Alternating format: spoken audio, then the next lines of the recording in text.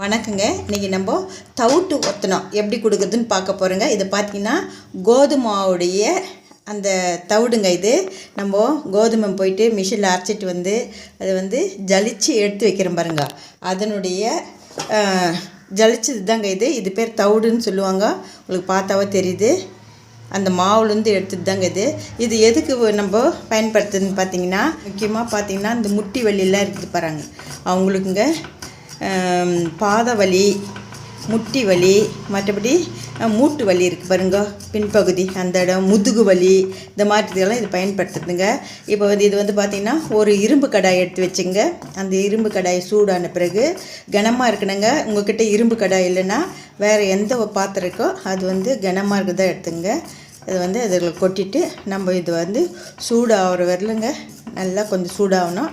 அது வரல இந்த மாதிரி வறுத்துக்கலாங்க. பார்த்திங்கன்னா இந்த அளவுக்கு நல்லா வறுத்துக்குங்க. நம்ம கை பொறுக்குறல்னு சொல்லுவாங்க பாருங்கள், அப்படி எடுத்தோன்னே சூடு இருக்கணும், அந்த அளவுக்கு வறுத்து எடுத்துங்க. இப்போ இதை நம்ம எப்படி ஒத்தனம் கொடுக்குன்னு பார்க்கலாம். இப்போ பார்த்திங்கன்னா ஒரு காட்டன் துணிங்க, வெள்ளை காட்டன் துணி எடுத்திருக்கேன். அதில் நம்ம வறுத்து வச்சுருக்க இந்த தவிடு கொட்டிக்கலாம்.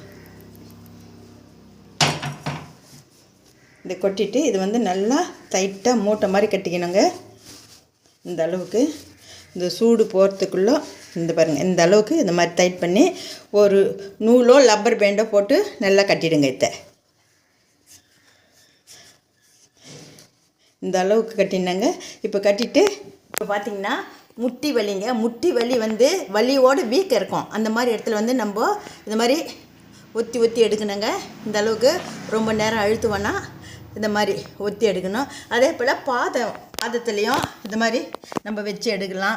குதிக்காலுங்க, இந்த மாதிரி குதிக்கால் வலி இருக்கிற இடத்துலையும் வீக்கம் இருக்கும். வலி வேறு வீக்கம் வேறுங்க. வலி இருந்தாலும் நல்லாவும், வீக்கம் இருந்தாலும் நம்ம இது மாதிரி இப்படி ஒத்தி எடுக்கணுங்க. இன்னும் பசங்க விளையாடிட்டு அடிபட்டுட்டு லைட்டாக ரத்த கசிவோடு வருவாங்க பாருங்க, அவங்களுக்கு வீக்கமாக இருக்கும். அந்த இடத்துல இந்த மாதிரி இந்த தவிடு வறுத்து ஒத்தனம் கொடுத்தா அந்த வலி சரியாயிடும், வீக்கமும் குறைஞ்சிடுங்க. உங்கள் வீட்லேயே இந்த மாதிரி செஞ்சு பாருங்கள். ஈஸியான ஒரு வைத்தியம் இது.